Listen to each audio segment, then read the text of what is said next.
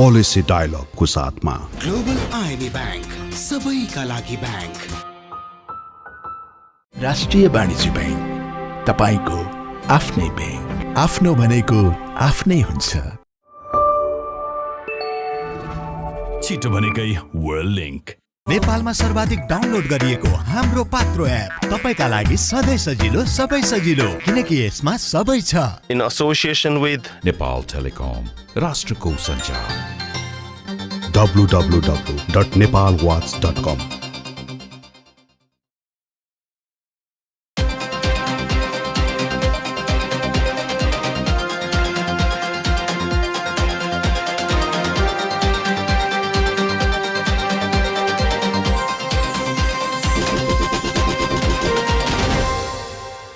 नमस्कार, पोलिसी डायलगमा स्वागत छ। म गोविन्द राज पोखरेल। आज हामी यो पोलिसी डायलगको संवाद फरक हिसाबले लिएर आएका छौँ।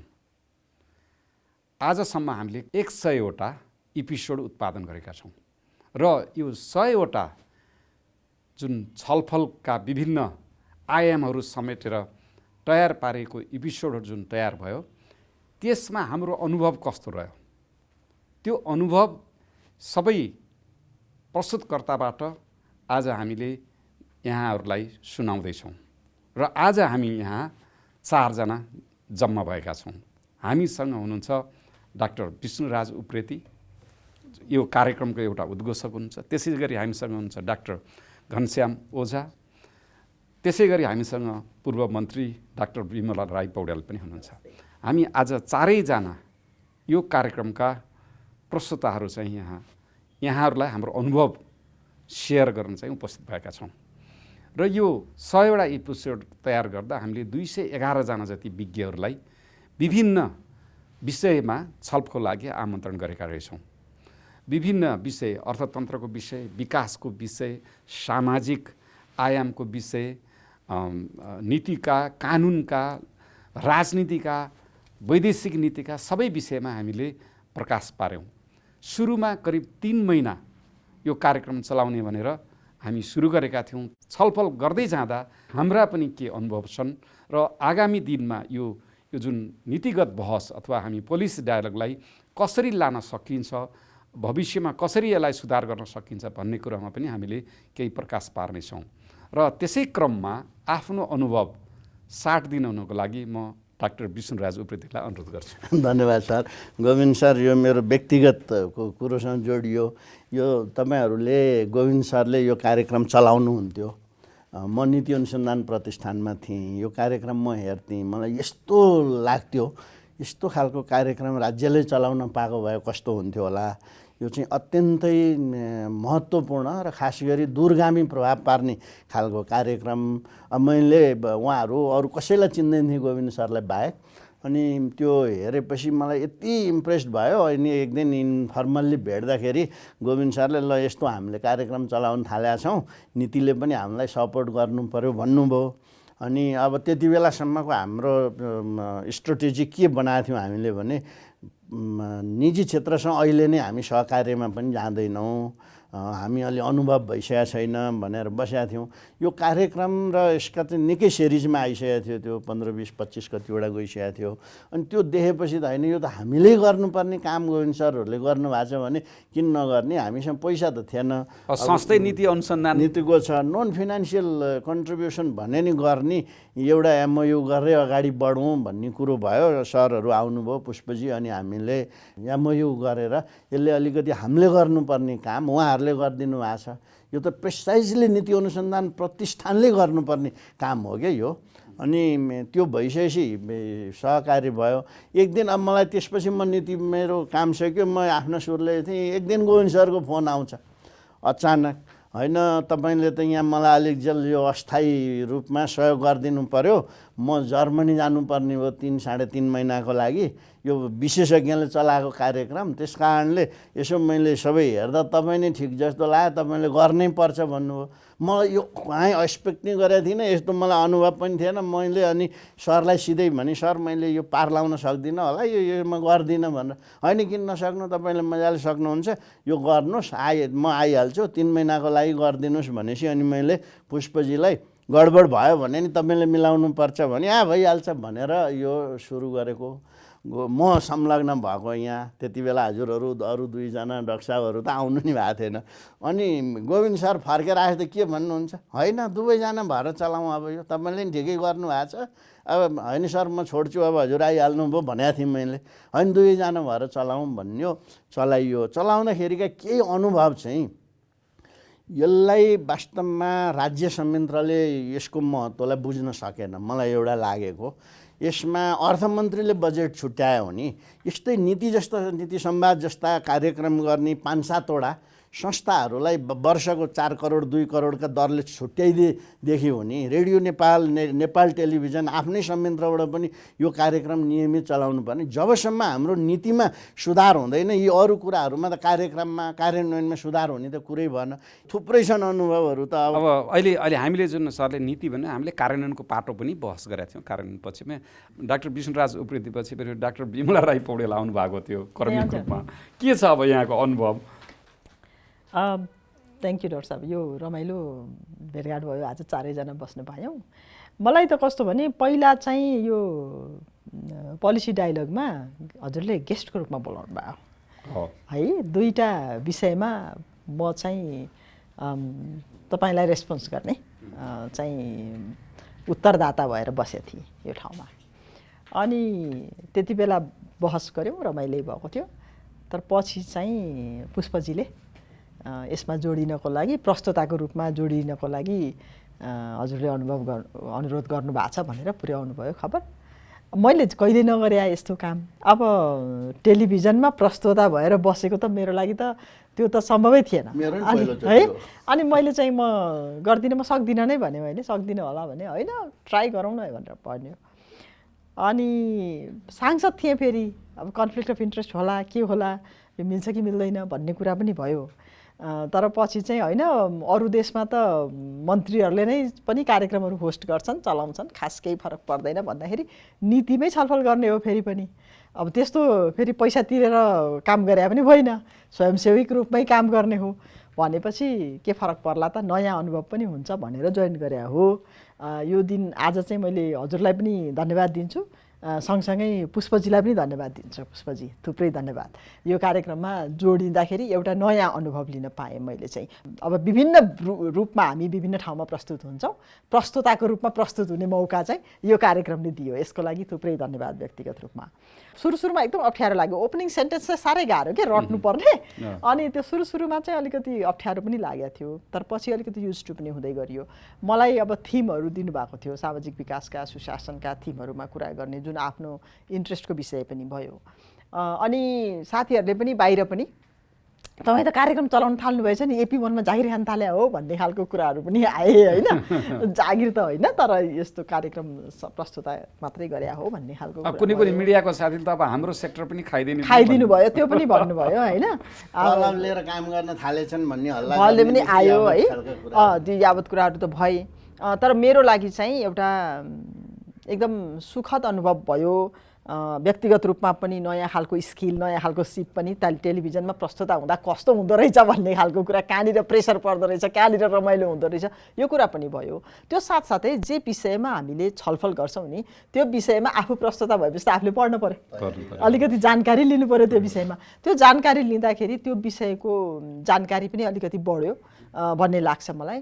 र साथीहरूले चाहिँ जसले हेर्नुभयो उहाँहरूले चाहिँ कार्यक्रमको कन्टेन्टबाट चाहिँ फाइदा लिएको चाहिँ अनुभव पनि राख्नुभयो। त्यो हिसाबमा यो 100 एपिसोडको यात्रामा म त धेरै जोडिएको छैन, त्यही 5-7 वटा 8-10 वटा त्यस्तैमा होला, जति ठाउँमा जोडिएँ यो मेरो लागि सुखद भयो। धन्यवाद। अब मिडियाको मान्छे पनि हुनुहुन्छ, उहाँ त पहिला कान्तिपुरसित लामो समय अनुभव पनि भएको मान्छे, डाक्टर घनश्याम ओझा। अब ब्याङ्किङ सेक्टर, पूर्वाधारको क्षेत्र अब हुँदै फेरि हामीले उहाँलाई केही समय आफ्नो पुरानो मिडियाको अनुभवको हिसाबले पनि यहाँ प्रस्तुतताको लागि अनुरोध गरेका थियौँ।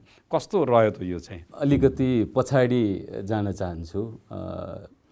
यो जब पोलिसी डायलगको सुरु गर्ने भन्ने कुरा पुष्पजीले मसँग 1-2 चरण कुरा गर्नुभएको थियो। पुष्पजीसँग एउटा मेरो मिडियाको हिसाबले चिन्जान थियो। म पुरानो आफू पनि सञ्चार क्षेत्रमै भएको हुनाले र पुष्पजीले भन्नुभयो यो एउटा यस्तो खालको पोलिसी डायलग सुरु गर्न खोजिरहेको कस्तो हुन्छ दाइ भनेर कुरा गर्नुभयो मसँग। अनि अब जेनरली पत्रकारको क्यारेक्टर चाहिँ कस्तो हुन्छ भन्दाखेरि सबै मान्छेलाई आराम हुँदा पत्रकारलाई आराम हुँदैन, किन्तु पत्रकारलाई आराम भइदियो भने फेरि त्यो केही न केही प्रब्लम छ भन्ने हुन्छ। त्योभन्दा हामी जेनरली म पत्रकारितामा हुँदाखेरि हामी के भन्थ्यौँ भन्दाखेरि people are sleeping but you have no privilege to sleep भन्ने हुन्थ्यो। अनि मलाई के फिल भयो भने पुष्पजी पत्रकारले एक खालको हुटहुटी हुन्छ जहिले पनि के गरौँ, अनि त्यो हुटहुटीले उहाँलाई पक्कै समाते जस्तो लाग्यो। अनि त्यसपछि उहाँले चाहिँ यो खालको कार्यक्रम सञ्चालन गर्ने भन्ने सुन्दाखेरि साह्रै खुसी लाग्यो, किनभने यो पोलिसी आखिर अल्टिमेट समस्या भनेको त पोलिसीकै हो यो मुलुकमा। त्यो भयो भने ल ठिक छ पोलिसी डायलग सुरु गर्ने र यसमा चाहिँ के कति कसरी जान्न सकिन्छ भनेर छलफल भयो। डाक्टर साहबसँग एकचोटि हामी भेटघाट पनि गऱ्यौँ र मैले मेरो सञ्चार क्षेत्र छोडेको त धेरै भइसकेको थियो। म चाहिँ त्यतिखेर कुनै एउटा यो इन्फ्रास्ट्रक्चर ब्याङ्कमा थिएँ। त्यसपछि हामीले त्यहाँ अलिकति के कति सहयोग हुन्छ भन्ने हिसाबमा त्यहाँबाट सुरु भयो, यो एपिसोड सुरु भयो। हामीलाई सुरुमा फाइनेन्सियल सपोर्ट गर्ने इन्फ्रास्ट्रक्चर ब्याङ्क, हजुर त्यहाँबाट सुरु भयो। त्यसपछि म हाम्रो बिमला डाक्टर साहब जस्तै म पनि एउटा यहाँ गेस्टको रूपमा आएँ। यो लगानी कसरी भित्र्याउने भन्ने सन्दर्भमा चाहिँ लगानी बोर्डका सहसचिवज्यू हुनुहुन्थ्यो अनि म थिएँ र त्यो गेस्टको रूपमा म आएको थिएँ। अनि त्यसपछि हुँदै जाँदाखेरि पुष्पजीले भन्नुभयो डाक्टर साहबको पनि चाहना छ अब हामी चारैजना मिलेर चाहिँ चलाउनु पर्यो यो कार्यक्रम, किन बेग्ला बेग्लै खालको एङ्गल आउँछ,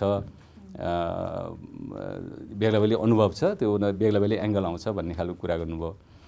अनि सुरुमा चाहिँ मलाई अलिकति हजुरहरू जस्तै अलिक अप्ठ्यारो लागेको थियो, किनभने म प्रिन्ट मिडियाको मान्छे, पहिले म प्रिन्टमा काम गरेँ, म यो इलेक्ट्रोनिक यो उसमा टेलिभिजनमा कहिले पनि काम नगरे मान्छे। अनि कसरी प्रस्तुत हुने, कसरी कुरा राख्ने बडो अनौठो लागेको थियो। अनि पुष्पजीले होइन मिलाउन सकिहालिन्छ। अनि आनन्दजी हुनुहुन्छ यो टेक्निकली असाध्यै साउन्ड आनन्द श्रेष्ठ, अनि उहाँले होइन यो मिलाउन सकिन्छ भनेर भन्नुभयो। त्यसपछि ल ठिकै छ भनेर अनि म आएँ र सुरुमा केही अप्ठ्यारो चाहिँ महसुस भयो र बिस्तारै बिस्तारै सहज हुँदै गयो। र मलाई एउटा अनुभवकै कुरा गर्दाखेरि चाहिँ अब यो कार्यक्रम एउटा लेभलले चाहिँ हेर्दा रहेछन्, जस्तो पोलिसी डायलग चाहिँ एउटा लेभल छ, त्यो समुदायले चाहिँ हेर्दो रहेछ। यसमा नीति र हाम्रो यो कार्यान्वयनमा अलिकति चासो छ, त्यो लेभलले चाहिँ हेर्दो रहेछ। तर अब यसको समस्या के रहेछ, त्यो लेभल चाहिँ हाम्रोमा बिस्तारै त्यो सङ्ख्या चाहिँ खुम्चिँदै रहेछ, त्यो साइज खुम्चिँदैछ। जो पढे लेखेका बुझेका नीतिसँग चाहिँ अनुभव भएका र त्यसमा चासो राख्ने त्यो सङ्ख्या चाहिँ किन हो, त्यो सङ्ख्या बिस्तारै खुम्चिँदैछ। अब अर्को सङ्ख्या स्वाभाविक रूपमा जसलाई चाहिँ बढी एन्टरटेन यो अलिकति फन्नी टाइपका कुराहरू मनपर्छ त्यो समुदाय स्वाभाविक रूपमा सोसियल मिडियासँग बढी चासो राख्छ, त्यो समुदाय बढ्या छ। र यस्ता कार्यक्रम सञ्चालन गर्दाखेरिको च्यालेन्ज कहाँनिर रहेछ भन्दाखेरि यो खालको कार्यक्रमको भ्युवरसिप चाहिँ कम्पेयर टु अदर प्रोग्राम्स चाहिँ असाध्यै कम हुँदो रहेछ। अनि त्यो भावनाले अब यो कमेडियन रमाइला कार्यक्रममा लोकगीत यसो भन्दा किन त्यो त आम दर्शक भयो, यो त एउटा निश्चित दर्शक भयो हो, त्यसले समस्या ल्याउँदो रहेछ। त्यो भएर मैले चाहिँ अनुभव के गरेँ भन्दाखेरि हामी चाहिँ कार्यक्रम सञ्चालक भयौँ, तर यो कार्यक्रम सञ्चालन गर्नको लागि लजिस्टिक्स जुटाउने, यसको चाहिँ लाग्ने खर्च जुटाउने अलि बढी च्यालेन्जको विषय रहेछ। यसमा चाहिँ अघि डाक्टर साहबले भने जस्तै यस्ता कार्यक्रम चाहिँ सरकारले नै बजेटमै व्यवस्था गरेर अथवा मन्त्रालयले बजेटमा राखेर अथवा कुनै निकायले जस्तो नीति अनुसन्धान प्रतिष्ठान जस्तो निकायले आफ्नो बजेटमा राखेर यस्ता कार्यक्रमहरू सञ्चालन गरिदिएदेखि चाहिँ असाध्यै राम्रो सहज ढङ्गले जान्थ्यो। नत्र भने चाहिँ यो खर्च जुटाउन यति राम्रो कार्यक्रम भए तापनि खर्च जुटाउने चिन्ताले चाहिँ यस्ता कार्यक्रमहरू चाहिँ अगाडि बढ्न नसक्ने हुन् कि भन्ने चिन्ता चाहिँ मलाई लाग्यो। म अब दोस्रो राउन्डमा आउँछु, म फेरि डाक्टर उप्रेतीसँग आउँछु। मैले मेरो आफ्नो अनुभव दिँदाखेरि अब सुरुमा आयो, म पनि खालि टिभीमा इन्टरभ्यू दिने भएर छाइरहेको मान्छे, फेरि आफै इन्टरभ्यू लिन आउँदाखेरि सुरुमा त्यति डर त लागेन, तर अब जुन एउटा फर्मेटमा जानुपर्ने हुन्छ, विशेष गरी सुरुवातको जुन अब सुरु गर्दाखेरिको टेक्स्टहरू हुन्छ त्यसमा अलिअलि अप्ठ्यारो लाग्यो। र पछि अब युनिभर्सिटीको प्रोफेसर भएर पढाएको पनि अनुभव र अब अलिअलि पब्लिकमा बोल्ने पनि बानी भयो हुनाले त्यति खासै समस्या त भएन। तर समस्या यहाँ कहाँ भन्दाखेरि सही पात्र कसलाई बोलाउने र उसबाट कति गहिरो रूपमा त्यो विषयवस्तु सम्बन्धी ज्ञान लिएर अनि दर्शकहरूलाई पस्किने। सर यसैमा नि मलाई एउटा लागेको चाहिँ तपाईँ राजनीतिमा नि माथिल्लो तहमा गरिसकेको त्यत्रो सिनियर पोजिसनमा काम गरिसकेको मान्छे यहाँ चाहिँ आउनु चाहिँ किन भएको तपाईँ? के कारणले यसो के भयो भने हाम्रो पुष्पजी अनि एकजना अरू साथीहरू हुनुहुन्थ्यो, 2-3जना साथीहरू बसेपछि देशको अहिले समस्या के हो त? हामीसँग म त राष्ट्रिय योजना आयोग पनि बसेँ होइन, थुप्रै कर्मचारी संयन्त्र पनि परिचालन गरेर बस्यो। कहाँनिर यो ग्याप कहाँ हो त? यो हाम्रो विकासको ग्याप कहाँ हो त? कहाँनिर छ भन्दाखेरि त्यही नीतिगत अब नीतिमा ग्याप छ, नीतिमा समन्वय छैन, नीतिमा कमजोरी छ होइन, नीति चाहिँ समय सापेक्ष छैनन् होइन, नीति एक आपसमा बाँझिएका छन् र तिनको कार्यान्वयन पक्ष पनि फेरि अप्ठ्यारो छ। नीति र कार्यान्वयन पक्ष ठुलो खाडल छ। साँच्चै देशलाई केही कन्ट्रिब्युट गर्ने हो भने कम्तीमा यो एउटा अब विभिन्न क्षेत्रमा रहेर एक प्रकारले कन्ट्रिब्युसन गरियो होइन, आफू पद पाएर त केही काम गरियो र आफूले पनि आफू बसेको ठाउँमा चाहिँ साह्रै नराम्रो गर्यो भनेर छाप पारेर पनि नआएको मान्छे भयो हुनाले केही त अर्को आयामबाट चाहिँ यो मुद्दा उठाउँ। किनभने राष्ट्रिय योजनामा हुँदाखेरि पनि हामी डाक्टर बिमला पौडेल हुँदाखेरि पनि हामीले के सँगै थियौँ, उहाँ योजना आयोगको सदस्य पनि हुनुभयो, पछि अब राष्ट्र मन्त्री नै हुनुभयो। यो जति पनि विकासको कार्यान्वयनको छ, सरकारको पुँजीगत खर्च नहुने, सरकारको सर्भिस डेलिभरी नहुने, कर्मचारी तन्त्र चाहिँ असमञ्जस हुने, नेतृत्व आएर बुझ्दै नबुझ्ने, किनभने सबै स्पष्ट क्लारिटी चाहिँ छैन। यो विषय चाहिँ बहसमा ल्याउनुपर्छ र यो सबै तह सरकारवालाहरूले यो समस्याहरू बुझुन्। अनि सर के प्रभाव भयो त यसको? अब मैले देखेको चाहिँ अब जति पनि हामी मन्त्रालय जान्छौँ, अन्यत्र जान्छौँ, अब कोही विज्ञ होइन त्यो कार्यक्रम राम्रो थियो, त्यसले उठाएका विषयहरू राम्रा हुन्। अब हामीले यहाँ EIA को कुरा उठायौँ होइन, जस्तै हाइड्रो पावरमा के समस्या छ भनेर उठायौँ, केही कुराहरू त्यहाँ जग्गा प्राप्तिको कुरा पनि केही कुराहरू उठे र हामीले जे उठाएका छौँ त्यो सरकारी र निजी क्षेत्रले पनि त्यो कुरालाई चाहिँ अब महसुस गरेको, अनुभव गरेको हुँदाखेरि सरकारको अस्ति केही ऐन संशोधनमा पनि लिएर आउनुभयो होइन पूर्व प्रधानमन्त्रीजीले। र हामीले चाहिँ स्टार्टअप पोलिसीको जुन हामीले ल्यायौँ नेपालमा भुक्तभोगी होइन, टुटलका अब संस्थापक होइन, हाम्रो शिक्षित भट्टदेखि लिएर सबैलाई ल्याए नि अनुभव सेयर गऱ्यौँ र अहिले राष्ट्रिय योजनाले त्यो पोलिसी नै बनायो। त्यस कारणले पोलिसीको कार्यान्वयन गर्ने कम्तीमा पनि यो कार्यक्रम हेर्ने जुनसुकै तहको मान्छेले हाम्रा विकासका समस्या चाहिँ यस्तो पो रहेछ नि यो क्षेत्रमा भन्ने किसिमको एउटा सन्देश प्रवाह गऱ्यौँ। त्यसले कतै न कतै सोचमा असर गर्छ। अब सरको आफूले प्रस्तुत गरेका विषयमा कस्तो भयो त, के देख्नु? सर मेरो अझै पर्सनल एउटा भएको छैन, मेरो 1-2टा कुराहरू यहाँको यो उसमा यो पहिला सुरुमा मलाई त्यो उताबाट आनन्द श्रेष्ठजी, हामी सबैले आनन्दाई भन्छौँ, एकदम डिक्टेट गरे जस्तो लाग्थ्यो कि मलाई, यो किन? पछि त्यो एकदमै महत्त्वपूर्ण काम रहेछ। बिचदेखि मैले रियलाइज गरेँ कि त्यसले हामीलाई धेरै टाइमदेखि सबै म्यानेज गर्नलाई एउटा यो पाटो पनि मलाई युनिक लाग्यो। सबभन्दा मलाई पहिलो दिन गोविन्द सर हिँडिहाल्नु भयो, मलाई जिम्मा लाएर पहिल्यै दिन मेरो पर्यो एकजना मन्त्रीजीसँगको कार्यक्रम सञ्चालन गर्नुपर्ने। मन्त्रीसँग भएको कारणले त मलाई केही थिएन, मन्त्रीज्यूले यस्तो गरिदिनु भयो, 1.5 घन्टा ढिलो भन्या भन्दा मलाई एकदम झोक चल्यो म त छोडेर हिँड्छु भने फेरि गोविन्द सरलाई नि सम्झेँ। तर मन्त्रीजी यस्तो संयम आएर माफी माग्नुभयो उहाँले, उहाँको आफ्नो कारणले होइन रहेछ, कसैले उहाँभन्दा ठुलो मान्छेले तुरुन्त आऊ भनेछ र जानु परेछ, सरी भनेर उहाँले माफी मागेपछि बल्ल म कुल भएँ, नत्र मलाई त झोक चलिसकेको थियो यस्तो हो भनेर होइन। अब अलि मेरो अलि ठाडो खालको स्वभाव पनि, तर उहाँले यति राम्रोसँग यस्तो भएको कारणले हो भनेपछि अनि हामीले एउटा मेरो त्यो अनुभव छ। अब जहाँसम्म प्रभावको कुरो छ, जहाँसम्म मैले उठाएका सवालहरूको कुरो छ, यस्तो सवालहरूमा एउटाले एउटा कार्यक्रम गर्न बित्तिकै त्यो ठाडै भइहाल्छ भन्ने त हुँदैन। तर मैले जति पनि मानिसहरू भेटेँ यो नीतिमा सरकार राख्ने, है घनश्याम रक्सालले भन्नुभयो हाम्रो अडियन्स थोरै छ भनेर, वास्तवमा यसको अडियन्स थोरै नै हुन्। जसलाई नीतिमा चाख छ, जो नीति र कार्यक्रममा प्रभाव राख्छ तिनै मान्छेहरू हुन्। मेरो बुझाइमा बहुसङ्ख्यक नेपाल सरकारका सचिवहरू, यो नीति महाशाखाका सहसचिवहरू, पोलिटिकल्ली सेन्सिटिभ मान्छेहरूले यो कार्यक्रम हेरेकै देखिन्थ्यो। तपाईँहरूले राम्रै गर्नुभएको छ भन्ने। अब मलाई पनि हजुरहरूलाई जस्तो तपाईँ जागिर खान गइछस् कि भने हामीले त यहाँ त भोलिन्टियर काम गरे हो, एक पैसा हामीले काहीँ खर्च आफ्नै खर्च गरेर आइन्थ्यो होइन। तर पनि मान्छेमा एउटा अलिकति गलत खालको बुझाइ चाहिँ अब त्यता गछ। अब मैले पहिला नीति अनुसन्धान प्रतिष्ठानबाट एमओयू गरेको, कतिले त अब यो त्यहाँ जानलाई पो एमओयू गरेर छ भन्ने खालले नि एक दुईजनाले गलत इन्टरप्रिटेसन गरेको पनि मलाई सुनाउँथे होइन। यस्ता खालका यी जे सानातिना कुरा भए पनि प्रभावको दृष्टिकोणले चाहिँ यसले प्रभाव पारेकै देखिन्छ। यसले के गर्यो भने नेसनमा चाहिँ एउटा नीतिको बारेमा बहस आवश्यक छ भन्ने कुराहरू अहिले धेरैले सुरु गर्न पनि थालेका छन् होइन। हामी मात्रै सबै थोक त होइनौँ, यो देशमा नीतिमा यति धेरै काम गर्नुपर्ने छ। विश्वविद्यालयको एउटा डिपार्टमेन्ट नै खोलेर काम गर्दा पनि नसकिने धेरै कामहरू बाँकी छन्। तर यसले हामीले एक किसिमको बहस चिन्तन मनन चलायौँ र जति पनि आएर वक्ताहरू बोले अपवादलाई छाडेर उहाँहरू सिन्सियर मेहनतका साथ र साँच्चै सुधार्नुपर्ने कुराहरूलाई नै ल्याउनुहुन्थ्यो होइन। केहीको चाहिँ निस्किसकेपछि मलाई अर्कोचोटि नि बोलाऊ है, मलाई त यो पनि भन्न मन छ ऊ पनि छ भन्ने नि भेटिन्थ्यो।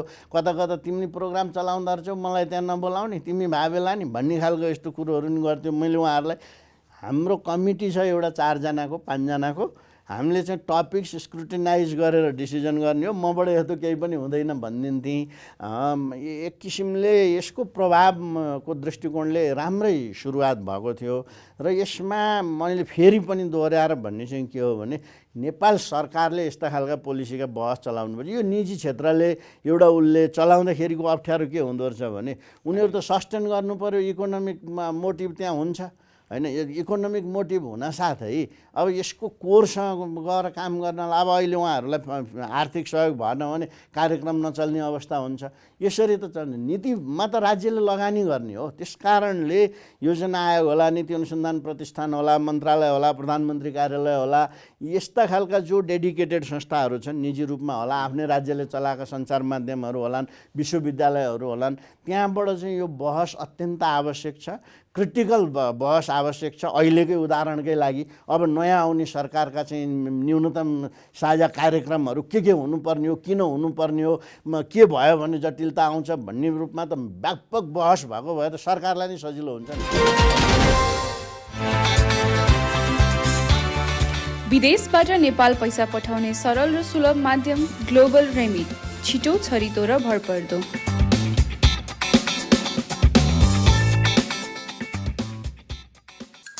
अरूको त थाहा भएन, तर नेपाल टेलिकमले भने फाइबर इन्टरनेट उही पैसामा 250% सम्म बढी दिन्छ।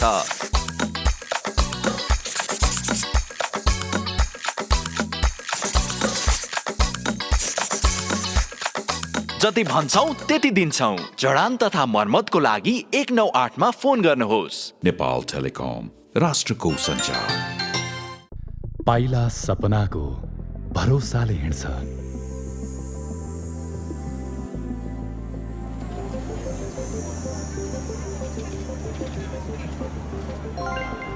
कठिन भए नि आफ्नो सपना आफ्नै हुन्छ।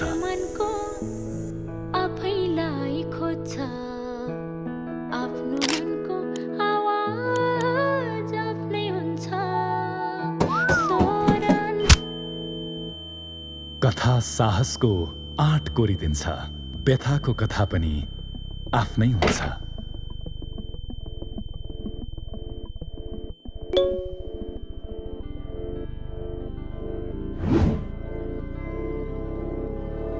आफ्नै सुन्ने आफैलाई खोज्ने नयाँ युगमा पनि आफ्नो भनेको आफ्नै हुन्छ।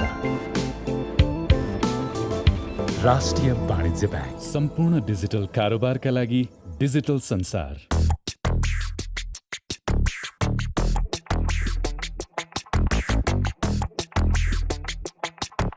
It's always fun when you hit the road, making turns in a brand new Tiago EV, and it's fully charged, getting miles is easy on the go.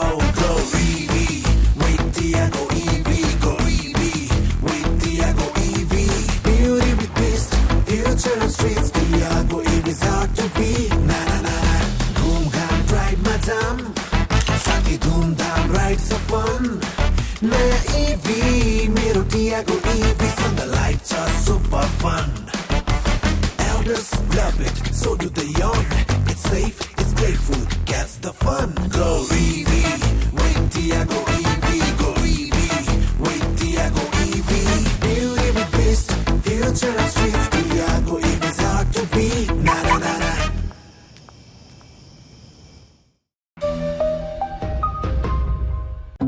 जोड्दै मनको तार, जोड्दै मनको तार, जोड्दै मनको तार। जोडिएको छ मन मानसँग, हौसला छ यति यति तरङ्ग, बढ्दैछौँ अघि अघि लाग्दै 27 वर्षदेखि इन्टरनेटको स्पिडमा मात्र होइन, प्रविधि सुविधा सृजनशीलतामा पनि सधैँ छिटो। वर्ल्ड लिङ्क, मनसँग जोडिएको तार, तपाईँलाई पनि व्यक्त गर्दछ आभार। छिटो भनेकै वर्ल्ड लिङ्क। नेपालमा सर्वाधिक डाउनलोड गरिएको हाम्रो पात्रो एप तपाईका लागि सधैँ सजिलो, सबै सजिलो, किनकि यसमा सबै छ। ओझारजीलाई म गएँ, अहिले के देख्नुहुन्छ जुन हामीले गरेको यो कार्यक्रमको प्रभाव? डाक्टर साहब, यो अघि हाम्रो डाक्टर साहबले भने जस्तै के छ भन्दाखेरि अर्थतन्त्रको प्रगति, हामी प्रगति हुनको लागि अल्टिमेटली पोलिटिकल लिडरसिपै हो। हामीलाई मन परे पनि नपरे पनि राज्यलाई बनाउने बिगार्ने पोलिटिकल लिडरसिपै हो। त्यसको हामीसँग अल्टरनेटिभ छैन। मूलनीति भनेको राजनीति नै हो। मूलनीति भनेको राजनीति हो। अब मैले बाहिरबाट देख्दाखेरि हजुरहरूको जस्तै अनुभव के देखिन्छ भन्दाखेरि राजनीतिक नेतृत्वलाई क्रिटिकल ओपिनियन दिने, क्रिटिकल भ्यू दिने सङ्ख्या घटेर गयो। डराउँछन्। राजनीतिक नेतृत्वको वरिपरि कस्ता मान्छे जाने भयो भन्दाखेरि उहाँहरूलाई एकदमै चाकडी गर्ने, उहाँहरूले जे भन्नुहुन्छ त्यो हजुर हो हजुर भन्ने, उहाँहरूले सोचेको अथवा उहाँहरूलाई कहिलेकाहीँ राजनीतिक नेतृत्वले सही नसोचेको पनि हुनसक्छ। एउटा भिजन चाहिँ राजनीतिक नेतृत्वको सही होला, तर त्यो भिजन अनुसार जाने बाटो जुन छ त्यो बाटो देखाइदिने काम चाहिँ नीति निर्माता, एक्सपर्टहरू, विद्वानहरूको हो। तर हाम्रोमा यस्तो खालको जमात सिर्जना भयो विद्वानको, नीति निर्माताको, जो चाहिँ राजनीतिक दल को नेतृत्वले जे भन्छ त्यही सही हो भनेर अलिक भन्दाखेरि अप्ठ्यारो लाग्छ मलाई। त्यो झोले खालको प्रवृत्ति बढेर गयो। त्यो हुँदाखेरि के तर यसमा दुईटा पाटो छ। अब के छ भने राजनीतिक नेतृत्वले आलोचना, सुझाव, कमजोरी तपाईँको यो भन्ने सुन्न नचाहने हो। त्यो सुने यदि त्यस्तो आलोचना गरिदियो भने तपाईँ उसबाट टाढा हुनु पर्यो होइन? अनि त्यो डरले पनि त्यस्तो हुन गएको होला पनि। त्यही पोइन्टमा मैले यहाँ के जोड्न खोजेँ भन्दाखेरि यस्ता खालका नीतिगत छलफलले चाहिँ सही दृष्टिकोण चाहिँ दिन्छ, सही मार्ग चाहिँ दिन्छ र उहाँहरू जो राजनीतिक नेतृत्वलाई सुझाव दिने ठाउँमा हुनुहुन्छ उहाँहरूलाई पनि यो खालको छलफलले चाहिँ एउटा एक खालको दृष्टिकोण चाहिँ प्रदान गर्छ, राजनीतिक नेतृत्वलाई पनि दृष्टिकोण प्रदान गर्छ। त्यो भएर यो खालको छलफल, नीतिगत छलफल चाहिँ अपरिहार्य नै हो हाम्रो जस्तो मुलुकको लागि, अझ अपरिहार्य हो। तर अघि विष्णु डाक्टर साहबले भने जस्तै यो खालको संवाद निरन्तरता दिनको लागि एउटा कोषको आवश्यकता पर्ने रहेछ, र त्यो कोषको व्यवस्थापन चाहिँ सरकारले नै व्यवस्था गरिदियो भने सहज हुन्छ। अर्थात् सरकारले नै यस्ता विज्ञहरू ल्याएर नीतिगत बहसको अब चाँजो पाँजो मिलाउनु चाहिँ सरकार नै अग्रसर हुनु पर्यो। सरकारभित्र चाहिँ नराखौँ, फेरि त्यहाँनिर सरकारको बायस चाहिँ सिर्जना होला, पैसा चाहिँ सरकारको चाँजो पाँजो ठिक हो, तर इन्डिपेन्डेन्टै हुनुपर्छ, सरकारभन्दा बाहिर हुनुपर्छ। फेरि अनुसन्धान प्रतिष्ठानहरूले एउटा स्वतन्त्र रूपमा सरकारको पनि कमी कमजोरी आलोचना सुनाउन सक्ने माहौल चाहिँ मिलाउनु चाहिँ बन्नुपर्ने हुन्छ। अब यस्तै अब डाक्टर साहबको के छ त? अब मलाई चाहिँ दुईवटा कुरा, एउटा चाहिँ के भने अर्थको कुरामा पछि भन्छु, कार्यक्रम नै पनि मान्छेहरूको सोच कस्तो हुन्छ भनेदेखि नीतिको कुरा भएपछि अल्छी लाग्दै हुनुपर्ने, विधा नै अल्छी लाग्दै हुनुपर्ने। It's not necessary like. अब कर्मचारीलाई केही डम्पिङ गरेर नि प्लानिङ डिभिजनमा लगेपछि कर्मचारीले मात्रै प्लानिङमा चाहिँ आज केही सुख जस्तो तर यही हाम्रै बहसमा पनि भन्छु मैले, जस्तो अब यो हामी पोलिसी डायलगमै कुरा गर्दाखेरि पनि हामीले गर्ने बहस चाहिँ थोरै मान्छेहरूले मात्रै हेर्ने, इन्टेलेक्चुअल मात्रै किन, पब्लिकले किन हेर्ने? किनभने नीतिको प्रभाव कहाँ पर्छ भने पब्लिकमा पर्छ, जनतामा पर्छ। जनताले किनेर हेर्ने होइन? त्यो हामीले त्यस्तो खालको कार्यक्रम कसरी बनाउने? हामीले काम गर्दै जाँदाखेरि मलाई चाहिँ कस्तो लाग्यो भने यहाँनिर अलिकति डाक्टर बिमला पौडेल त सांसद पनि हुनुभयो, छोटो समय मन्त्री पनि हुनुभयो। अब त्यो मन्त्रीको कार्यान्वयनको पाटो भयो, तर लामो समयसम्म अब राष्ट्रिय योजना आयोगदेखि लिएर राष्ट्रिय सभाको सांसद त त्यो त अब नीति बनाउने ठाउँ हो नि त। अब होइन अब नीति बनाउने मात्रै होइन, जनताको जनसरोकार उठाउने होइन, जनसरकार उठाउने र त्यो विषयलाई नीतिमा लगेर रिफ्लेक्ट गर्ने ठाउँ हो। अब यो कार्यक्रम चलाउँदै गर्दाखेरि र अब त्यता चाहिँ तपाईँले आफू 6 वर्ष राष्ट्रिय सभामा हुँदाखेरि के कस्तो सुझाव दिन चाहन्छु? अब पब्लिकलाई पनि अथवा अहिले जुन युवा सांसद हुनुहुन्छ, पहिलोचोटि सांसद भएर जानुभएको छ, त्यहाँ चाहिँ भत्ता खान मात्रै जाने त होइन, विधायिका नै हो। भत्ता खान गएकै होइन, त्यही त विधायिका हो। त्यस कारणले विधायिकाहरूलाई यस्तो कार्यक्रमबाट के फाइदा हुन्छ, के छ, के देख्नु यसको चाहिँ इन्टर रिलेसनसिप एकदमै ठुलो छ। पहिलो कुरा त के भने कार्यक्रम मोडालिटीमै मलाई चाहिँ कस्तो लाग्यो भने नीतिगत बहस भनिएको छ, नीति बनाउने मान्छे बोलाएको छ, अनि मैले त यो गरेको थिएँ यहाँ भएन भन्छ गर्ने मान्छेले, अर्को मान्छेले यो तिम्रो भएन भन्छ। हामीले पब्लिकलाई कसरी ल्याउने भनेर पहिला काम गऱ्यौँ। त्यो भएर केही एपिसोडहरूमा चाहिँ त्यो नीतिले कसलाई प्रभाव पारिरहेछ ती मान्छेलाई बोल्न लगाउँ भनेर भन्यौँ। क्लिपहरू ल्याएर त्यो भुइँ मान्छेका कथा जस्तो गरेर नीतिले कसलाई प्रभाव पारिरहेको छ, कसलाई प्रभाव पार्नुपर्ने त्यसलाई छोएको छैन, कसलाई प्रभाव पारेको छ र सकारात्मक प्रभाव पारेछ कि नकारात्मक प्रभाव पारेको छ, अथवा नीतिमै खराबी हो कि कार्यान्वयन पक्ष कमजोर भएर त्यस्तो भएको हो भन्ने कुरा पब्लिकबाट आउनुपर्छ भनेर त्यो अलिकति मोडिफाई गऱ्यौँ नि। त्यसले चाहिँ मलाई चाहिँ ऊर्जा दियो धेरै। विशेष गरिकन 2-3वटा एपिसोड मैले सम्झिन्छु जुन चाहिँ सडक सुरक्षाका विषयमा पनि कुरा गरेका थियौँ, भान्सा किन महँगो भयो भन्ने विषयमा कुरा गरेका थियौँ, जहाँ पब्लिकले आफ्नो भोइस उठाए। पब्लिकले आफ्नो भोइस उठाउँदाखेरि एज अ सांसद मैले त्यो भोइसलाई संसदमा लैजान पनि पाएँ र त्यो सँगसँगै पब्लिकले पनि, त्यो हेर्ने मान्छेले पनि ओहो हो त मलाई नै परेको छ यो कुरा त भनेपछि कार्यक्रमप्रतिको उनीहरूको चाख पनि बढ्यो के। म त्यो खालको हामीले अझै धेरै इनोभेटिभ रूपमा यस्ता खालका कार्यक्रम चलाउनु पर्छ जस्तो मलाई लाग्छ। एउटा पक्ष त्यो हो। नीतिगत बहस भन्ने बित्तिकै लोकसेवा दिने मान्छेले मात्रै हेर्ने, भोलि चाहिँ उपसचिवबाट सहसचिवमा जाँच दिने मान्छेले मात्रै हेर्ने, नीति निर्माताले मात्रै हेर्ने, त्यो काम छैन। त्यस्तो हामीले खोजेकै होइन। नीतिले पब्लिकलाई के असर पारिरहेको छ, नीतिमा कमजोरी छ भने नीति सुधार गर्नु पर्यो, किनभने खोजेको इम्प्याक्ट प्रभावित त त्यहाँ हो नि त। त्यसलाई बढी लिङ्क गर्नुपर्छ हामीले जस्तो मलाई लाग्छ। त्यो कार्यक्रम हामीले अलिकति फरक ढङ्गले लैजान पनि सक्छौँ, अलि इनोभेटिभ बनाउनुपर्छ है भन्ने लाग्छ मलाई। एउटा है मेरो अनुभव त्यो छ।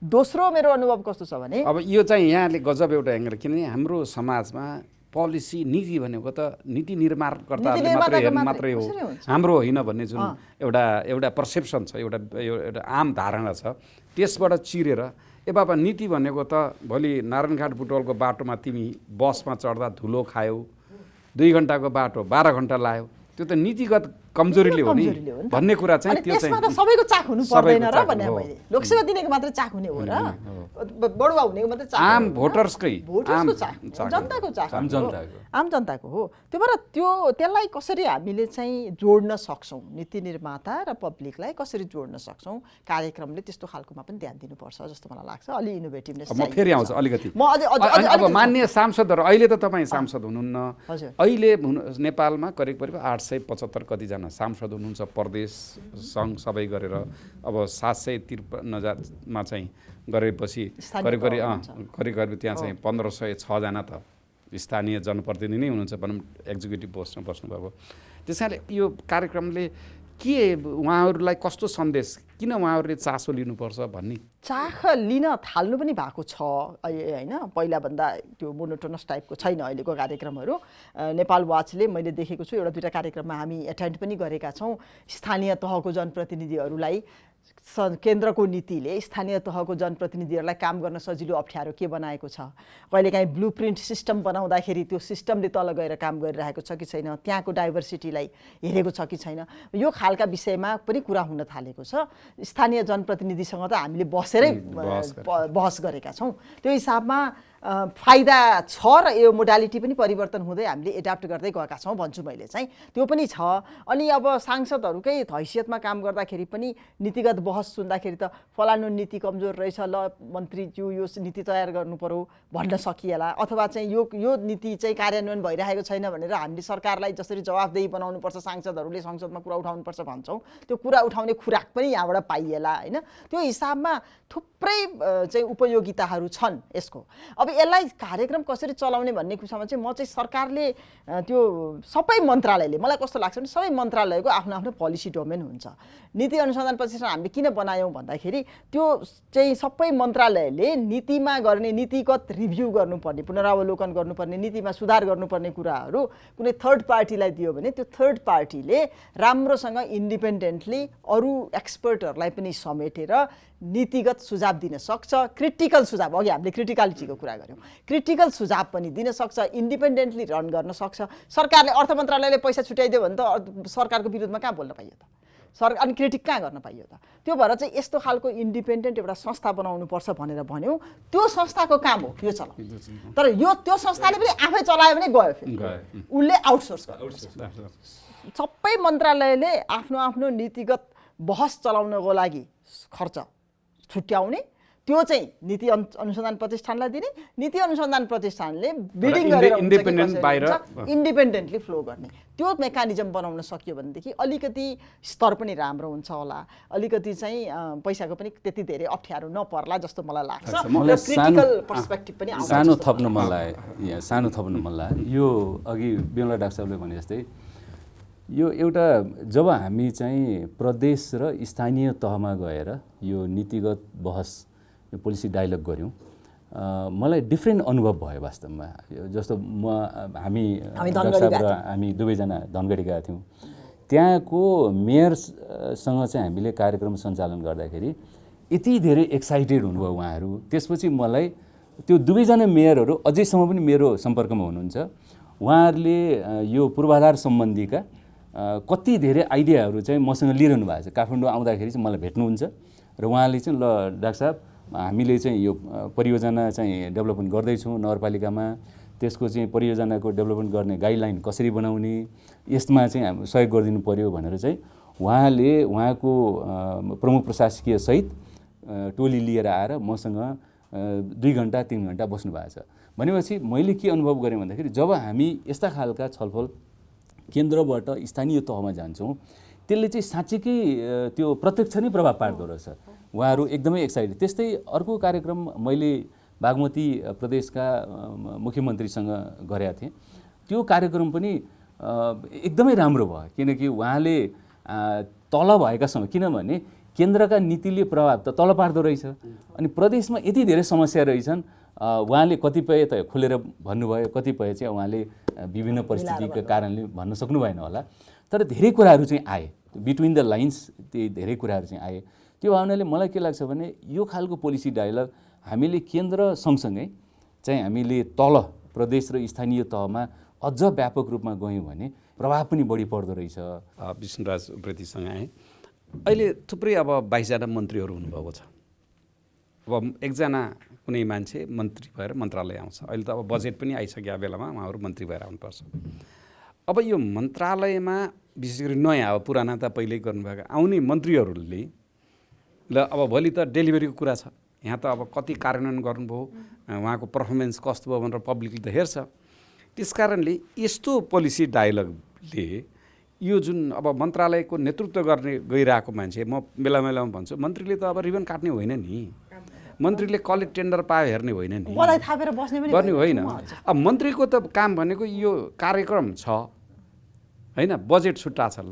अब यी कार्यक्रमहरू कार्यान्वयन गर्नको लागि सबभन्दा पहिले कानुनी रूपमा कहाँनिर कमजोरी छ, किन कार्यान्वयन भएनन् विगतमा, नीतिगत रूपमा कहाँ कमजोरी छ, कार्यान्वयन मोडालिटी इम्प्लिमेन्टेसन मोडालिटी कहाँनिर कमजोरी छ, त्यसको लागि जनशक्ति छ कि छैन, हामीसँग इन्स्टिट्युसन छ कि छैन। मैले अब बाजुरामा केही गर्नु पर्यो अथवा सप्तरीमा केही गर्नु इन्स्टिट्युसन छ कि छैन, आवश्यक जनशक्ति छ कि छैन, त्यसबाहेक समन्वय छ कि छैन।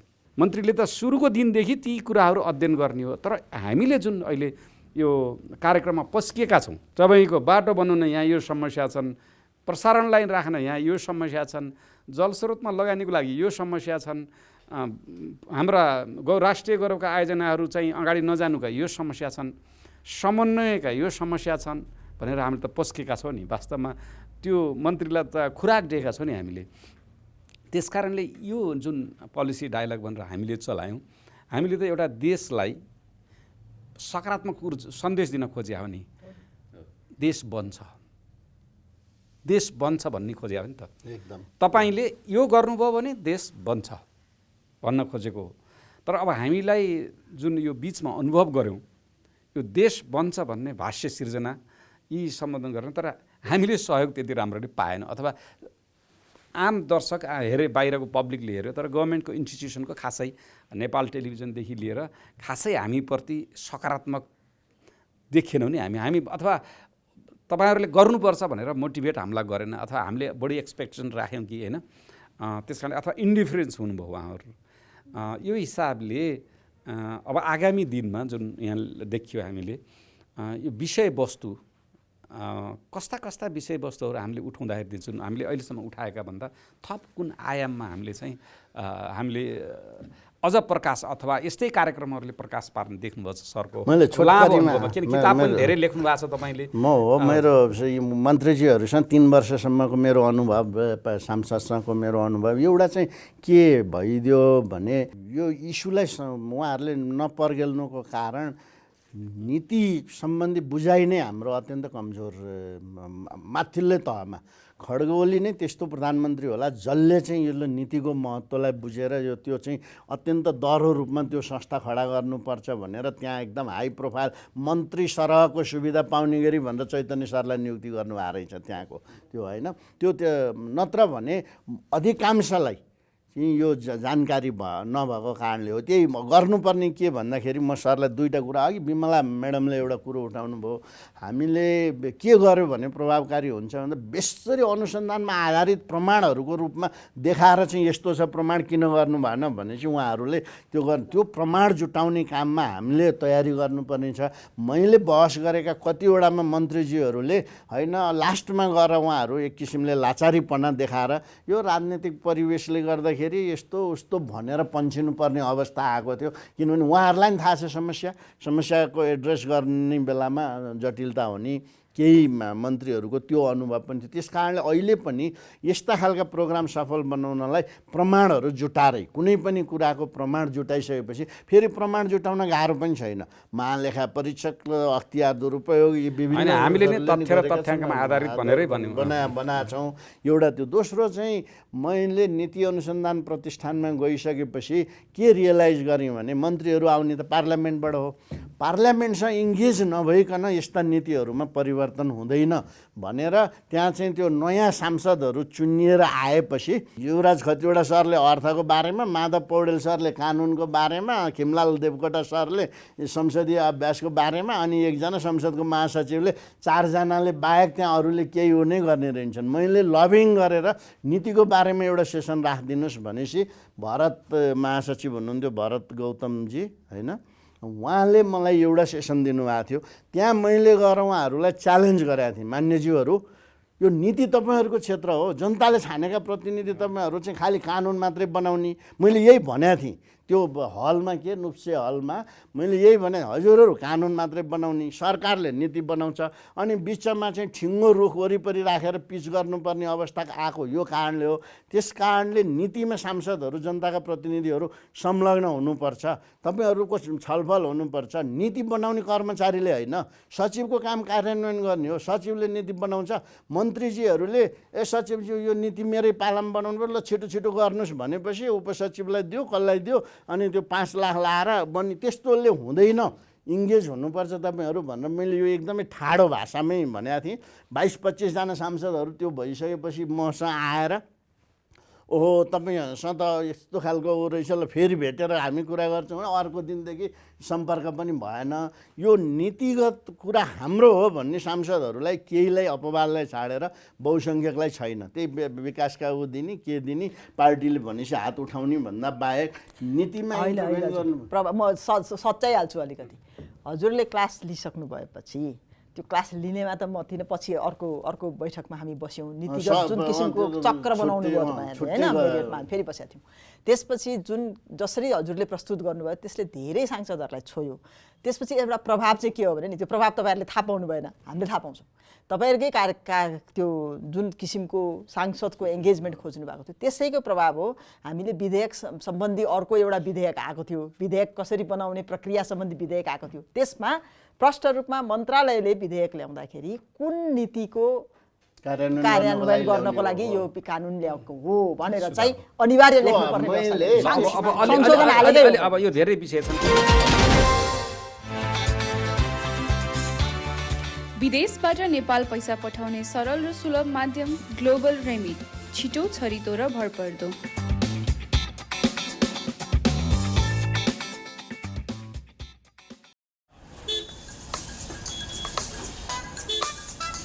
दाइ 1 केजी राम्रो सुन्तला हालिदिनु न।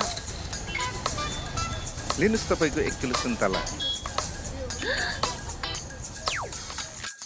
अरूको त थाहा भएन, तर नेपाल टेलिकमले भने फाइबर इन्टरनेट उही पैसामा 250% सम्म बढी दिन्छ।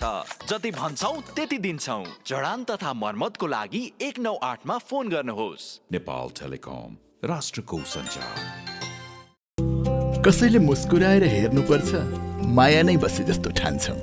कसैको पहिरन देख्न साथ यस्तो र उस्तो भन्न थाल्छौँ। हामीलाई धारणा बनाउन त कसले पो रोक्छ र? यसै गरी हाम्रो बारेमा पनि यहाँहरूले केही धारणा बनाउँदै हुनुहुन्छ वा बनाइसक्नु भएको छ भने पनि कृपया पहिला हामी कहाँ आउनुहोस्, जहाँ छ अत्याधुनिक ब्याङ्किङ, जहाँ छन् युवा जनशक्ति, जो आफैमा सबल र सफल ब्याङ्क हो, जसको पहुँच सुगमदेखि दुर्गमसम्म छ। त्यसपछि सेवा सुविधा बारे थाहा पाउनुहोस् अनि बल्ल धारणा बनाउनुहोस्।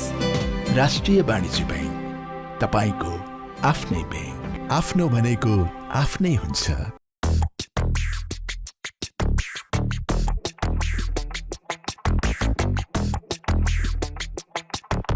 It's always fun when you hit the road, making turns in a brand new Tiago EV, and it's fully charged, getting miles in easy on the go. Go EV with Tiago EV, go EV with Tiago EV. Beauty with twist, future of streets. Tiago EV is hard to beat. Na na na na, boom gham drive madam, saki boom down rides upon. Naya EV, मेरो Tiago EV, from the lights are super fun. Elders love it, so do the young. It's safe, it's playful, gets the fun. Go EV, with Tiago EV, go EV, with Tiago EV. Beauty with twist, future of streets. Tiago EV is hard to beat. Na na na na.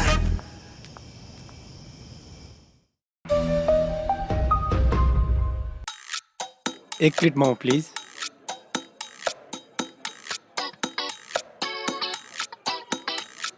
हजुरको एक plate momo. अरूको त थाहा भएन, तर नेपाल टेलिकमले भने fibre internet उही पैसामा 250% सम्म बढी दिन्छ। जति भन्छौ त्यति दिन्छौ। जडान तथा मर्मतको लागि 198 मा फोन गर्नुहोस्। नेपाल टेलिकम, राष्ट्रको सञ्चार। जोड्दै मनको तार, जोड्दै मनको तार, जोड्दै मनको तार। जोडिएको छ मन मानसँग, हौसला छ यति यति तरङ्ग, बढ्दैछौँ अघि अघि लाग्दै 27 वर्षदेखि इन्टरनेटको स्पिडमा मात्र होइन, प्रविधि सुविधा सृजनशीलतामा पनि सधैँ छिटो। वर्ल्ड लिङ्क, मनसँग जोडिएको तार, तपाईँलाई पनि व्यक्त गर्दछ आभार। छिटो भनेकै वर्ल्ड लिङ्क। नेपालमा सर्वाधिक डाउनलोड गरिएको हाम्रो पात्रो एप तपाईँका लागि सधैँ सजिलो, सबै सजिलो, किनकि यसमा सबै छ। अनिवार्य लेख्नुपर्ने अब यो धेरै विषय छन्। अब अलिकति मैले थोरै अघि के भन्दै हुनुहुन्थ्यो, मैले बिचमा रोकेँ दुईवटा कुरा के भन्नुहुन्थ्यो इम्प्याक्टको बारेमा, त्यो कुरा भनिदिएर अनि के अब हामीले सुधार गर्नुपर्ने के छ? पहिलो कुरा त अलिकति अघि मैले डाक्टर विष्णु उप्रेतीलाई पनि भन्न खोजेको थिएँ कि इन्टरभेन्सनको इम्प्याक्ट, इन्टरभेन्सन गर्नेले कहिलेकाहीँ थाहा पाउँदैन, तर इम्प्याक्ट परिराखेको हुन्छ। त्यो हिसाबमा हामीले जति कराए पनि प्रभाव छैन भनेर हामी पछाडि हट्यौँ भनेदेखि यो मिसन अगाडि बढ्दैन। उहाँले गर्नुभएको नीतिगत रूपमा सांसदलाई कसरी एङ्गेज गर्ने भन्ने खालको प्रभाव परेको छ र त्यो प्रभाव अप्पर हाउसको सबैलाई गरेका छौँ। र त्यसपछि चाहिँ हामीले विधेयकमै यो विधेयक कसरी ल्याउने भन्ने पनि एउटा छुट्टै विधेयक बन्दै थियो, त्यसैमा हामीले चाहिँ यो नीतिको सामञ्जस्यता कसरी ल्याउने, कि चेकलिस्टहरू बनाउने र चेकलिस्टहरू बनाउँदा संविधानको कुन धारा इम्प्लिमेन्ट गर्दैछौँ, कुन नीतिलाई कार्यान्वयन गर्नको लागि कानुन ल्याउँदैछौँ, यो समावेशी संरचना बनाएका छौँ कि छैनौँ, यस्ता 4-5वटा की इन्डिकेटर्सहरू नै राख्नुपर्छ भनेर चेकलिस्ट पनि बनाएर राख्यौँ। त्यो भएर चाहिँ प्रभाव पर्छ। त्यो प्रभाव पर्नेमा यस्ता खालका कार्यक्रमको पनि प्रभाव पर्छ। दोस्रो, कसले हेर्छ यस्ता खालका प्रभाव भन्नेमा हामीले धेरै कुरा गऱ्यौँ, तर सांसदहरूलाई पढाउनुपर्छ, सांसदहरूलाई सिकाउनुपर्छ, विषय ज्ञान हुँदैन म मान्छु। तर एउटै विषय एउटै सांसद एउटै व्यक्ति सबै विषयको ज्ञाता बन्न सक्दैन। हामीले के बुझ्नुपर्छ भने सांसदहरूले कानुन बनाउने हो, नीतिमा प्रभाव पार्ने हो, तर सबै विषयको ज्ञाता उनीहरू होइन भने उनीहरूलाई के चाहिँ भन्नु पर्यो भने एक्सपर्ट यहाँ छन् यो विषयका, त्यो एक्सपर्टहरूमा उहाँहरू जान पर्यो, खुल्ला मन लिएर जानु पर्यो। मैले चाहिँ जानिनँ भन्दाखेरि मेरो बेइज्जत हुन्छ कि भन्ने सोच्ने होइन। एक्सपर्टहरूसँग उहाँहरूले सल्लाह लिन सक्ने र यस्ता कार्यक्रमहरूले पनि इनपुट दिन सक्छ सांसदहरूलाई। त्यो भएर सबै विषयको ज्ञाता सांसदहरू हुनुपर्छ, सांसदहरूलाई हामीले पढाउनुपर्छ, सांसदहरूसँग हामीले सांसदहरूसँग एङ्गेज हुनपर्छ। तर विषयगत बहस चाहिँ यस्तो खालको बहस उहाँहरूले हेर्ने, यहाँबाट सिक्ने, स्टेक होल्डरहरू र एक्सपर्टहरूमा खुल्ला मनले यो विषयमा यस्तो खालको कानुन बन्दैछ, कस्तो खालको चाहिँ कुराहरू संशोधन गर्नुपर्नेछ अथवा कहाँनिर अप्ठ्यारो छ तपाईँहरूलाई, त्यो बुझ्ने खालको परिपाटी विकास गर्नुपर्छ। त्यो पनि बिस्तारै हुँदैछ जस्तो चाहिँ मलाई लाग्छ। त्यति गऱ्यौँ भनेदेखि डाक्टर साहब, मलाई चाहिँ डाक्टर साहबकै सुन्न मन लाग्यो। जस्तो अब यो पोलिसी डायलग यहाँले सुरु गर्नुभयो होइन, भनेपछि सुरुवातकर्ता नै डाक्टर साहब हुनुहुन्छ होइन। र अब यो 100 एपिसोड प्लस भइसकेपछि यहाँको लागि चाहिँ कस्तो अनुभव छ कि भनौँ, यहाँ पछि हामी सबै जोडिँदै आएका हौँ।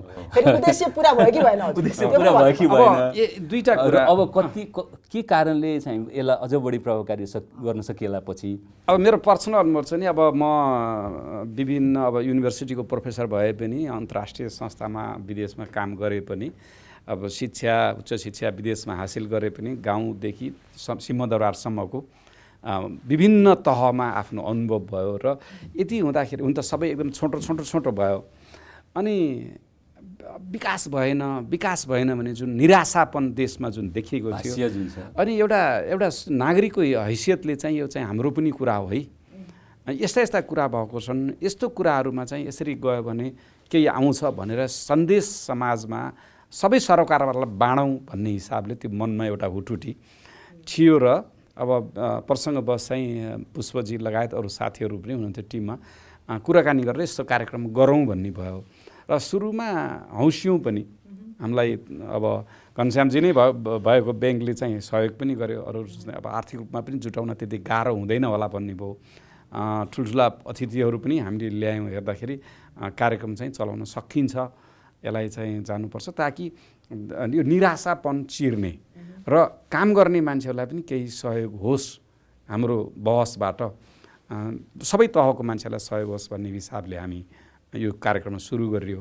र कार्यक्रम अब डाक्टर बिमला पौडेल र म, अब हामी दुइटै फरक फरक पार्टीको भए पनि पोलिटिकली कसरी यसलाई चाहिँ सेपरेट राख्ने हैन। अब किनभने उहाँ एउटा पार्टीसित आबद्ध, म एउटा पार्टीसित, हामी सक्रिय रूपमा अब भित्र आबद्ध अरू हुन्छ, तर हामी त सक्रिय रूपमै आबद्ध भएको कारणले गर्दाखेरि यहाँ आउने गेस्टहरू, यहाँ दिने विचारहरूलाई पनि म नेपाली काङ्ग्रेस केन्द्रीय सदस्य पनि त्यो चाहिँ नझल्कियोस् भनेर एकदम हामीले त्यसलाई सावधानी रूपले राख्यौँ, हामीले राख्यौँ। अब यसमा विभिन्न किसिमको र हामीले एक प्रकारले ब्यालेन्स भ्यू आओस् भन्ने हिसाबले पनि गयौँ र हामीले कुनै राजनीतिक दलको विचारलाई हामीले यहाँ आलोचना गरेनौँ। कार्यशैली चाहिँ सुधार्नुपर्छ, मन्त्रीहरूको नीति कुरा गऱ्यौँ, तर कसैको दर्शन र विचारलाई हामीले चाहिँ त्यसो प्रत्यक्ष हुने गरी विरोध गरेनौँ। त्यस कारणले यो यसमा हुँदाखेरि एउटा राजनीतिक रूपले यसलाई चाहिँ न्युट्रल राख्न सकिएको जस्तो लाग्छ। एउटा त्यसमा बडो चनाखो भइयो र यहाँहरूलाई जोड्नुको पनि के थियो भने एउटा भोलिन्टरी काम हो। यसमा अब उहाँ चाहिँ संसदमै हुनुभएको, फेरि हामी राष्ट्रिय योजनामा सँगै काम गरेको, पछि अब मन्त्री पनि हुनुभयो, उहाँको स्तरबाट गर्दाखेरि पनि केही आयाम फरक होस्।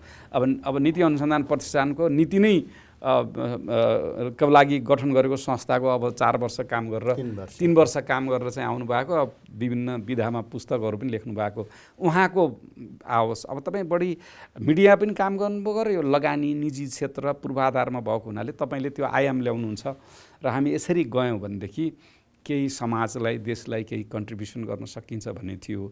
र हामीले जे उद्देश्यले सुरु गरेका थियौँ, मलाई जहाँसम्म लाग्छ अघि डाक्टर बिमला पौडेलले भने जस्तै यो इम्प्याक्ट हुन त समय लाग्छ, इम्प्याक्ट हुन समय लाग्छ र अब यसको इम्प्याक्टदेखिलाई त्यसमा हामी खुसी नै छौँ।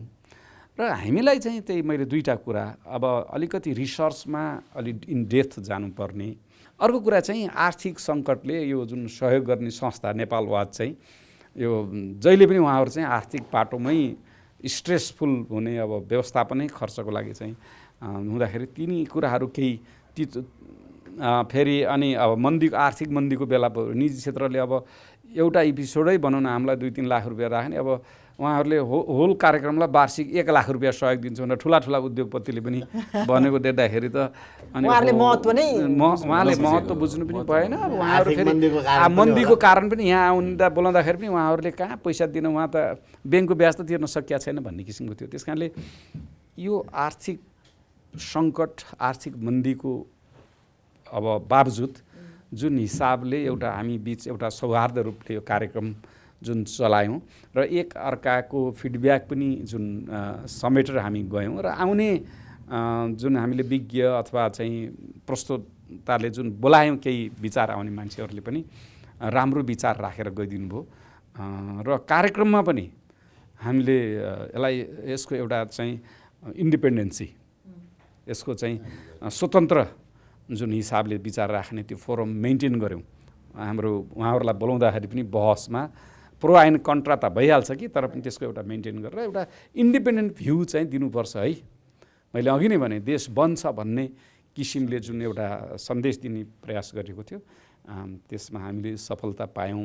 यी हिसाबले अरू थुप्रै आयामहरू छन् छुटेका, फेरि थुप्रै विभिन्न चिजको निजी क्षेत्रका आयामहरू छुटेको छन्, शिक्षा क्षेत्रका छन्, स्वास्थ्य क्षेत्रका, बिमा क्षेत्रका थुप्रै आयामहरू छलफल गर्छ। तर हामीले सुरुवात गऱ्यौँ। अब 100वटा एपिसोडले देशको सबै नीति बहस चलाउन चाहिँ पनि सम्भव थिएन। तथापि मेरो अनुभव चाहिँ जे एउटा हामीले अहिले यो पहिलो फेज भनौँ, हामीले यो पहिलो चरण, नीतिगत बहसको पहिलो चरण, र मलाई जहाँसम्म लाग्छ मैले यहाँ भन्नै पर्छ, अब यदि हाम्रो व्यवस्थापनका साथीहरूले आर्थिक रूपले र यो आर्थिक जो हो चाँजोपाँजो मिलाउनेमा सरकार, गैर सरकारी संस्थाहरू, निजी क्षेत्रहरूबाट समन्वय गरेर केही अब हामीलाई परिपक्वता त्यसको ग्यारेन्टी खालको एक प्रकारको प्रतिबद्धता भयो भनेदेखि हामी मात्रै होइन अरू साथी पनि सरकारको निकायमा बस्नुभएको, निजी क्षेत्रमा काम गर्नुभएको, ब्याङ्किङ सेक्टरमा काम गर्नुभएको, सामाजिक क्षेत्रमा काम गर्नुभएको, राजनीतिमा गर्नुभएको उहाँहरूलाई पनि ल्याएर प्रस्तुता बनाएर हामीले अझ बढी यो कार्यक्रमलाई अगाडि लान सक्यौँ भने किनभने हामीले विभिन्न सेक्टरको मान्छेलाई सन्देश दिन सक्छौँ। त्यस कारणले मेरो अनुभव समग्रमा हामीले लिएको उद्देश्य धेरै कमजोरीका बावजुद पनि हामी खुसी नै हुनुपर्छ भन्ने छ।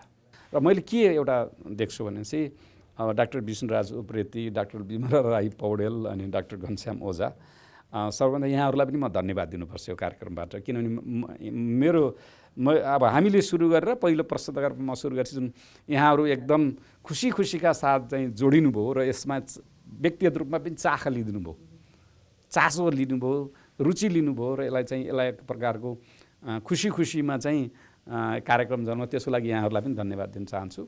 त्यस्तै गरेर अब 121 जना एक्सपर्ट हामीले बोलाएछौँ, स्वदेशी विदेशी समेत पनि बोलायौँ र उहाँहरूले आएर आफ्नो समय, विचार, आफ्नो कन्टेन्ट दिएर जुन हाम्रो आम दर्शकलाई चाहिँ जुन सुनाइदिनु भयो त्यसको लागि पनि उहाँहरू सबैलाई अब 121 जनाको नाम लिँदाखेरि त 1 घन्टै लाग्छ। त्यस कारणले उहाँहरू सबैलाई पनि हामीले धन्यवाद दिनुपर्छ। त्यसपछि हामीलाई थुप्रै सरकारी, गैर सरकारी, व्यक्तिगत जति पनि आर्थिक र विभिन्न किसिमले सहयोग गर्नुभयो, कसैले स्टुडियो उपलब्ध गराइदिनु भयो होइन, डेटा दिनुभएको छ। हरेक तह र तबकाको मान्छे र सरकार, निजी क्षेत्र, गैर सरकारी क्षेत्र, ब्याङ्किङ सेक्टर जसले सहयोग हामीलाई गर्नुभयो उहाँहरूलाई पनि हामीले धन्यवाद दिनुपर्छ। र यो अब हामीसित सहकार्य गरेको नीति अनुसन्धान प्रतिष्ठान, अब सुरुमै सहयोग गरेको निफ्रादेखि नेपाल थुप्रै छ हुनुहुन्छ, यो जसले मैले भने यो सहयोग गर्नुभयो उहाँहरूलाई पनि हामीले धन्यवाद दिनुपर्छ। त्यसबाहेक आम दर्शक जसले यो सुनेर यस्तो गर्नुभयो भए राम्रो हुन्थ्यो भन्ने उहाँहरूलाई पनि हामीले धन्यवाद दिनुपर्छ। र अन्तिममा यो सबैको चाँजो पाँजो भन्छु म, व्यवस्थापन मिलाउने नेपाल वाचको पुष्प ढुङ्गानासहित हाम्रो अब यो प्राविधिक आनन्द श्रेष्ठ लगायत अब सबैको नाम हामीले त्यहाँ तल लेख्छौँ होला। अहिले मैले सबै टिमको नाम भन्दा समय जान्छ, त्यस कारणले नेपाल वाचको टिम हुनुहुन्छ जुन सबै हाम्रो अनुसन्धान गर्ने सबै कञ्चन बहिनीदेखि लिएर होइन, मैले यो कार्यक्रममा आज यो लास्टमा सबै संलग्न प्राविधिक टिम, अन्तिममा ठुलो सहयोग त जसले हाम्रो यो कार्यक्रम हेरिदिनु भयो र हेरेर त्यसबाट केही सिकेर केही समाजमा गरिदिनु भयो उहाँहरूलाई पनि चाहिँ हामी धन्यवाद दिनुपर्छ। यो जुन पहिलो चरण त हामीले सक्यौँ, अब मैले भनिहालेँ यो आर्थिक पाटो, प्राविधिक पाटो, विभिन्न पाटोको यदि हामीले यसलाई चाहिँ सम्बोधन गर्न सक्यो भने हामी र हामीभन्दा बाहिरका अरू प्रस्तुतालाई पनि समेटेर यो कार्यक्रम दोस्रो चरणको ल्याउनेछौँ। र पहिलो चरणमा फेरि यो सबैलाई पनि धन्यवाद दिँदै हामीले यो आजको यो पहिलो चरणको कार्यक्रम र हामी 4 जना प्रस्तुताको यो जुन अनुभव सेयर गर्ने कार्यक्रम आजलाई चाहिँ हामीले यहीँ टुङ्ग्याउँछौँ र यहाँहरू पनि आइदिनु भयो, यहाँहरूलाई पनि धेरै धेरै धन्यवाद र यो कार्यक्रम यहीँ समाप्त हुन्छ। हस्, धन्यवाद।